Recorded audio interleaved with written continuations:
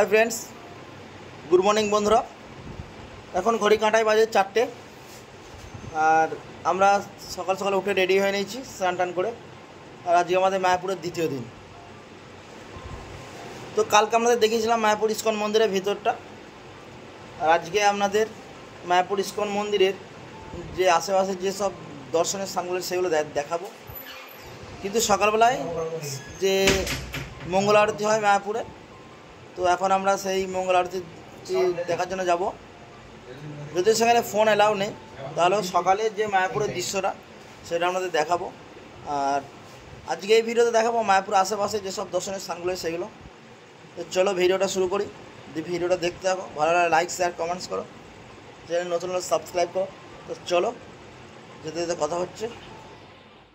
এখন ঘড়ির কাঁটায় বাজে 4:30, আর 4:30 মায়াপুর ইস্কন মন্দিরের ভিতরের দৃশ্যটা দেখো কীরকম। এখন আমরা উঠে পড়েছি, কারণ আজকে মঙ্গল আরতি দেখবো, আর এই মন্দিরটা হবে মঙ্গল আরতি। হাই ফ্রেন্ডস, এখন চলে এসেছি সকালে মায়াপুরের ইস্কন মন্দিরের ভিতরে। আমার পিছনে দেখতে পাচ্ছ লাইনটা, এটা সকালে মঙ্গল আরতি দেখার জন্য লাইন পড়ে গেছে, ছেলে মেয়ে আলাদা আলাদা লাইন। এখানে মঙ্গল আরতি দেখার সময় ফোন নিয়ে এলাও নেই, সুতরাং ফোনটা জমা রাখতে হবে তোমাদের। তো আমরা এখন ফোন জমা রাখার কাউন্টারে চলে এসেছি, ফোনটা জমা দেবো, তারপর মন্দিরে থাকছি, তারপরে বেরিয়ে এসে দেখাবো। চলো। এই হচ্ছে জুতো আর মোবাইল জমা রাখার লাইন। এখানে এই কাউন্টারে জুতো মোবাইল জমা রেখেই মঙ্গল আরতির মন্দিরে প্রবেশ করতে হয়। আর এই হলো সকালে মঙ্গল আরতি দেখার জন্য লাইন। দেখতে পাচ্ছেন কি বিশাল লাইন। ভোরবেলায় যে এত লাইন পড়বে আমরা স্বপ্নেও ভাবি নাই। এত বড় লাইন থেকে মনে হচ্ছে আমাদের ভোরবেলায় উঠতে দেরি হয়ে গেছে। মঙ্গল আরতি দেখে বেরিয়ে আসার পর সকালের দিকে মায়াপুরের দৃশ্যটা ছিল ঠিক এরকম, ফাঁকা ফাঁকা। আর একটু বেলা বাড়তেই ভিড় এখানে গম গম করে ওঠে, বহু মানুষের সমাগম হয়, কিন্তু সকালের দিকটা ছিল একদমই ফাঁকা। তাই এখন ঘড়িতে বাজে 9:40। তো আমরা এখন চলে এসেছি মায়াপুরে অন্নদান ভবনের সামনে। তো এখানে এখন যে ফ্রি প্রসাদ দিচ্ছে সেটা আমরা গ্রহণ করব। ফ্রি প্রসাদের মধ্যে কী কী আছে দেখবো। তা দেখো, ফ্রি প্রসাদটা খাওয়ার জন্য তোমাদেরকে অন্নদান ভবনে আসতে হবে। আমরা অন্নদান ভবনে বলে রাখি 4 বেলায় ফ্রি প্রসাদ দেওয়া হয়। তো এটার জন্য কেউ লাইন পড়েছে একবার দেখায়, তারপর অন্নদান ভবনের ভিতরে গিয়ে দেখাবো কী কী প্রসাদ দেয়। মায়াপুর ইস্কনে অনেকগুলি ভবন আছে, কথা ভবন, গীতা ভবন, নামঠ ভবন। সেরকম একটি ভবন হলো অন্নদান ভবন। এই অন্নদান ভবনে আপনারা 4 বেলা ফ্রি প্রসাদ গ্রহণ করার সুযোগ সুবিধা পাবেন। সকাল 9:40 বা 10টা থেকে আরম্ভ হয় প্রসাদ। সারা দিনই মানে যতক্ষণ এদের স্টক থাকে ততক্ষণ এটা ফ্রি প্রসাদ বিতরণ করে। আর দেখতে পাচ্ছেন ফ্রি প্রসাদ গ্রহণ করার জন্য এখানে কীরকম লাইন পড়েছে। আমরা তো একবারে লাইনের শেষ প্রান্তে দাঁড়িয়েছিলাম। আমার তো মনে করেছিলাম যে প্রসাদ পাবো না, কিন্তু রাধাকৃষ্ণের অশেষ কৃপা আমরা ভগবানের প্রসাদ পেয়েছিলাম। তো আমরা এখন ভিতরে যাব, দেখব কী প্রসাদ দেয় সকালে, আর ভিতরের দৃশ্যটা দেখাবো। আমরা এখন আছি অন্নদান ভবনের ভিতরে। তো ভিতরের দৃশ্যটা ঠিক এইরকম, চেয়ার টেবিলে বসিয়ে প্রসাদ গ্রহণ করার সুযোগ সুবিধা আছে। দেখতে পাচ্ছেন এখানে একসঙ্গে কত মানুষ বসে প্রসাদ গ্রহণ করার সুযোগ সুবিধা পান। আর এখানে প্রসাদ বলতে আমাদের প্রথমেই দিয়ে দেবে থালা, 1 গ্লাস জল, তারপরেই প্রসাদের মধ্যে চলে আসবে খিচুড়ি। তো খিচুড়িটা ছিল খুব সুন্দর খেতে, যা বিভিন্ন আলু ডাল ইত্যাদি সহযোগে তৈরি ছিল। যা খিচুড়িটা সবাই চেটে ফুটে খেয়েছিল, আমরাও 2বার নিয়েছিলাম। তবে একটা জিনিস মাথায় রাখবেন, এখানে প্রসাদ গ্রহণের পর থালা আর গ্লাস নিজেকে ধুয়ে এনাদের যথাস্থানে রাখতে হবে। আমরা সকালের 9:30 প্রসাদটা গ্রহণ করে মন্দিরের বাইরে এসে একটা টোটো রিজার্ভ করে নিয়েছিলাম, যে মন্দিরের আশেপাশে কী আছে না আছে সেগুলো দেখবো বলে। তো টোটোটা আমাদের নিয়েছিল 150 টাকা। অবশ্যই বলে রাখবো আগে থেকে টোটোর ভাড়া ঠিক করে তবেই টোটোয় উঠবে। তো এখন আমরা যাব মায়াপুর ইস্কনের চারদিকে কী আছে সেটা দেখার জন্য।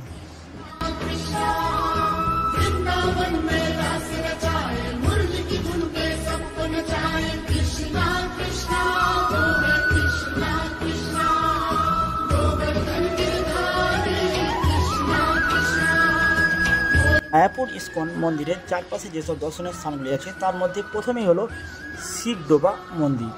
মন্দিরটির কারুকার্য খুবই সুন্দর।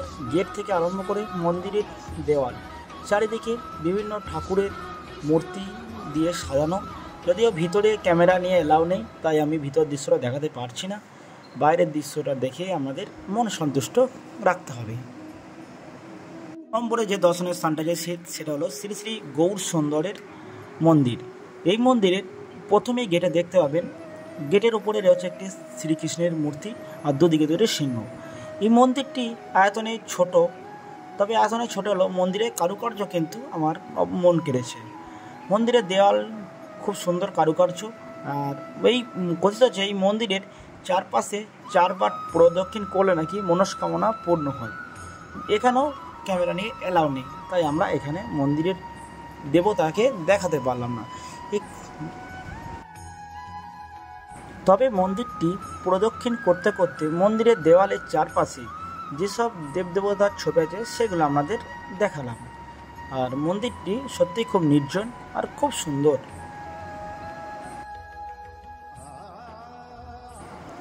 এখন আমরা আছি মায়াপুরের যে দর্শনীয় স্থানগুলি আছে তার 3 নম্বর স্থান, অর্থাৎ যেখানে শ্রী চৈতন্যদেব মহাপ্রভুর জন্মগ্রহণ করল সেই গাছে সেই যে নিম গাছ, সেই বিখ্যাত নিম গাছটা দেখব বলে।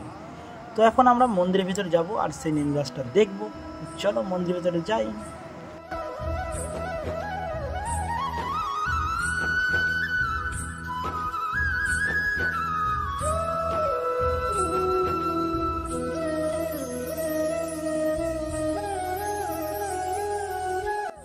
এই সেই বিখ্যাত নিম গাছ, যে গাছের নিচে শ্রীচৈতন্যদেব জন্মগ্রহণ করেছিলেন বলে কথিত আছে।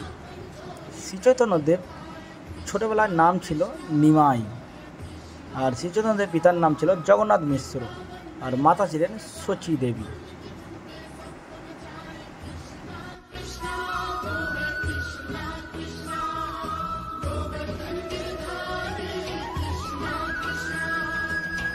আমরা চলে এসেছি শ্রী চৈতন্যদেবের যে মাসির বাড়ি বলে বিখ্যাত জায়গাটা মায়াপুরে, সেই বিখ্যাত জায়গার মন্দিরটায় পেছনটা দেখছো, এটা হচ্ছে শ্রী কৃষ্ণ চৈতন্যদেবের মাসির বাড়ি। তো এখন এই মন্দিরের ভিতরে যাব। এই মন্দিরের ভিতরে রাধাকুণ্ড শ্যামকুণ্ড অনেক কিছু আছে, সব কিছু দেখবো। তো চলো মন্দিরে যাই, তারপর তোমাদেরকেও দেখাই মন্দিরে। মায়াপুর ইস্কনের আশেপাশে যেসব দর্শনীয় স্থানগুলি আছে তার মধ্যে অন্যতম একটি স্থান হলো শ্রী চৈতন্যদেবের মাসির বাড়ি বলে বিখ্যাত এই জায়গা।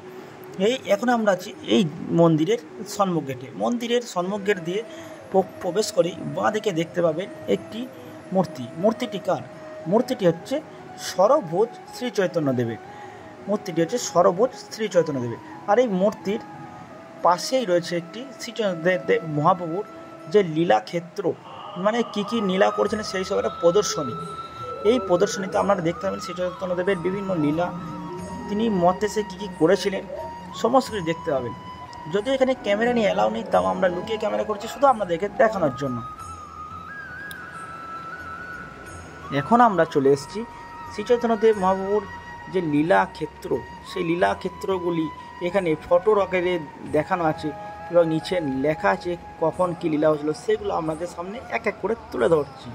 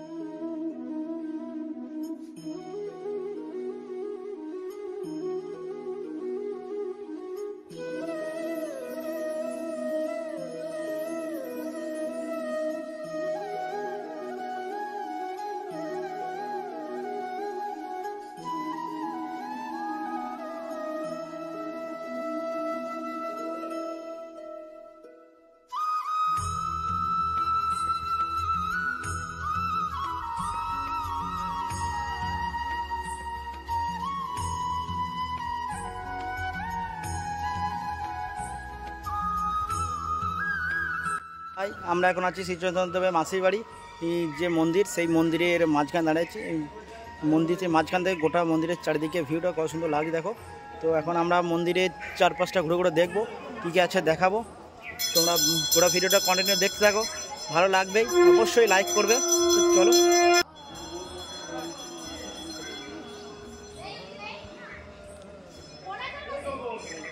হাই, আমরা এখন আছি যখন চৈতন্যদেবের মাসির বাড়ির ভিতরে যে পুকুর শ্যামকুণ্ডু, সেই শ্যামকুণ্ডুর কাছে ঘাটে। তো এখানে খুব বড় বড় মাছ আছে, যে মাছগুলো আমরা বিস্কুট খাওয়াবো। তো চলো পুকুরে ঘাটে যাই আর মাছগুলো বিস্কুট খাই, দেখে নিই কত বড় বড় মাছ। চলো তোমরা আমার সঙ্গে চলো পুকুরে ঘাটে। আমরা এখন 10 টাকা দিয়ে এই পুকুরের পাশেই বসে থেকে একজন ব্যক্তির কাছে বিস্কুট কিনে নিয়েছিলাম আর চলে গেছিলাম পুকুরের ঘাটে। এখানে বড় বড় মাছ, যে মাছগুলোকে বিস্কুট খাচ্ছিলাম, খুব সুন্দর লাগছিল দৃশ্যটা। একবার দেখুন, বিস্কুট ফেললেই মাছে খেয়ে নিচ্ছে, কি সুন্দর লাগছিল দৃশ্যটা। আর এখানে অনেক মানুষের ভিড় ছিল, সবাই এখানে বিস্কুট খাচ্ছিল মাছকে। মাছগুলো সাইজটা দেখুন, অনেক বড় বড়।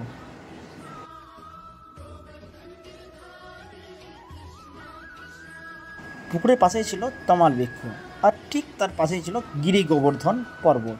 এই হচ্ছে গিরি গোবর্ধন পর্বত।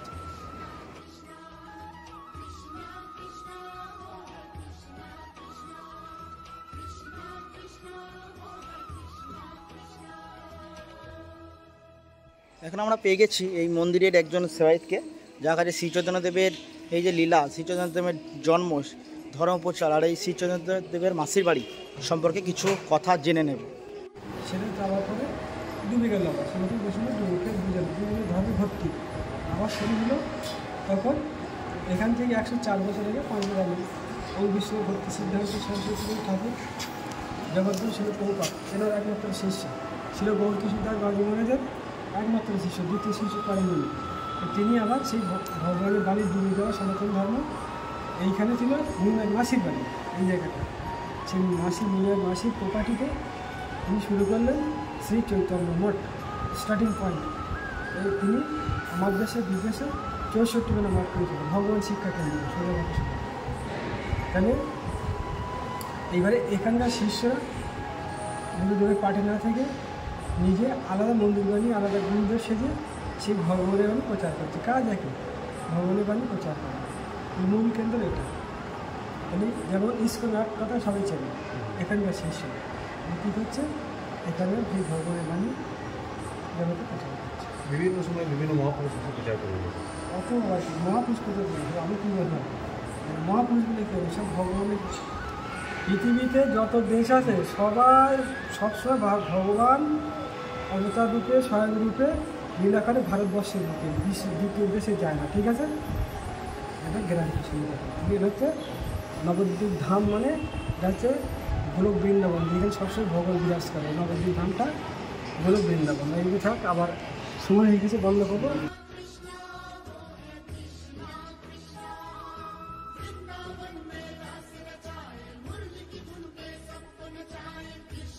আমাদের প্রভুগুলো ছাড় না সব। আমাদের ইস্কন মন্দিরের যে আশেপাশে যে দর্শনীয় স্থানগুলো ছিল সেগুলো আমরা দেখা কমপ্লিট করছি। ভিডিওটা কেমন লাগলো বন্ধুরা? যদি ভালো লাগে লাইক, শেয়ার, কমেন্টস করো, চ্যানেল নতুন হলে সাবস্ক্রাইব করো। তার দেখা হচ্ছে নেক্সট ভিডিওতে। তখন সবাই ভালো থাকবে, সুস্থ থাকবে, বিদায়। আর আমরা সবাইকে বলবো যারা ইস্কন মন্দির আসবেন অবশ্যই আশেপাশে এই দর্শনীয় স্থানগুলো অবশ্যই দেখবেন। তো সবাইকে বলবো একটা টোটো রিজার্ভ করে নেবেন, আর এই স্থানগুলো অবশ্যই আপনাদের ভালো লাগবে, তাহলে অবশ্যই দেখবেন। দেখা হচ্ছে নেক্সট ভিডিওতে। তাহলে আজকে ভিডিও রাধে রাধে বলে শেষ করলাম। রাধে রাধে। পীরের বাড়ি এরকম অনেক দোকান পাবেন, যেখানে মালা, ফুল আর বিভিন্ন ঠাকুরের ছবি পাওয়া যায়। যদি একটু দাম দর করে কিনবেন, আমরা এই দোকান থেকে কিছু জিনিসপত্র কিনে নিলাম। এরপর জিনিসপত্র কিনে আমরা আবার ফিরে চললাম ইস্কন মন্দিরে।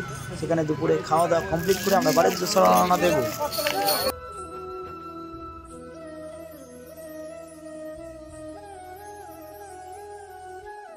আছি মায়াপুর অনুদান ভবনের সামনে। তো এখানে ফ্রিতে চা বেলায় প্রসাদ পাওয়া যায়। তো দেখতে পাচ্ছ আমার পিছনটা, অনুদান ভবনে প্রসাদ গ্রহণ করার জন্য কত ভিড়। তো আমরা এখন অনুদান ভবনের ভেতরে যাব, প্রসাদ গ্রহণ করব, আর কি কি প্রসাদে থাকে সেটা দেখাবো। চলো ভবনের ভেতরে যাই, খাওয়া দাওয়ার পর আবার দেখা হচ্ছে।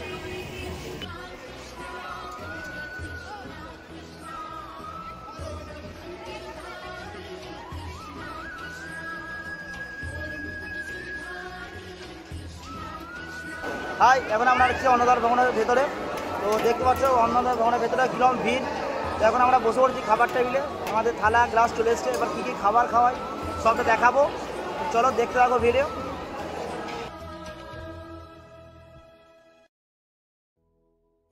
প্রথমেই চলে এসেছিলো ভাত, তারপরে এলো ডাল, আর তারপরে এসেছিলো একটা মিক্সড সবজি। বলে রাখি এখানে ভাত ডাল সবই আনলিমিটেড, কিন্তু একটা রিকোয়েস্ট করবো আপনাদেরকে, অবশ্যই প্রসাদ নষ্ট করবেন না, যেটুকু খেতে পারবেন সেটুকুই নেবেন। কারণ আপনার একটু প্রসাদ নষ্ট করা মানে আর একজন প্রসাদ থেকে বিতরিত হবে, সুতরাং প্রসাদ নষ্ট করবেন না। প্রসাদ গ্রহণের পর রেডি স্টেডি হয়ে আমরা চলে আসলাম লঞ্চের ঘাটে। লঞ্চ পেরিয়ে আমরা এখন চললাম মায়াপুর ত্যাগ করে নবদ্বীপ, আর সেখান থেকে কাটোয়া, কাটোয়া থেকে বাড়ি। Tata, bye bye Mayapur.